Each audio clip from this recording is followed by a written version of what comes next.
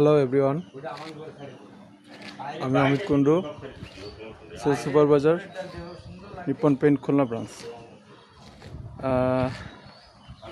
আমি আসছি একটা ছাদে, যেখানে আমাদের রিসেন্টলি ফ্লেক্স 200 ফাইবার প্রো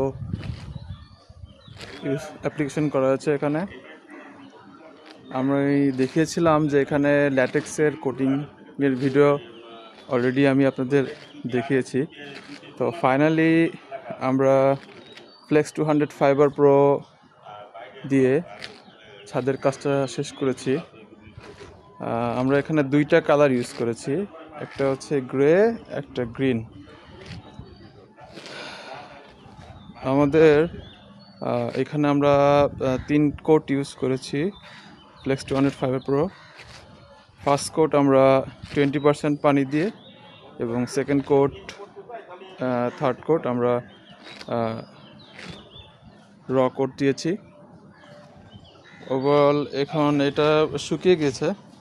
আমরা এখানে ছোট ছোট ফাইবারও দেখতে পাচ্ছি। এখানে বিভিন্ন ছোট ছোট ফাইবার আছে, অসংখ্য ফাইবার। এবং এখন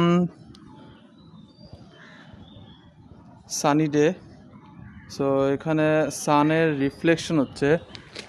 গ্রে এরিয়াতে আমাদের সানের রিফ্লেকশনটা বেশি হওয়ার কারণে আমরা খালি চোখে তাকাতে একটু প্রবলেমও হচ্ছে, যেটা আমাদের বলা হচ্ছিল যে ফ্লেক্স 200-এ আমাদের temperature up to 10 degree Celsius reduce করবে। আর সেটার কার্যকারিতা আসলে এইভাবেই, যে এখানে সানের রিফ্লেকশন হচ্ছে, যার কারণে টেম্পারেচারটা কম ইন করতে পারছে। ইভেন আমি হাউস ওনারের সাথে কথাও বলেছি, তার রুমের টেম্পারেচার আগের থেকে অনেক কমে গেছে। সো এটা হচ্ছে আমাদের ফ্লেক্স 200 ফাইবার প্রোর টোটাল কমপ্লিট একটা প্রজেক্ট।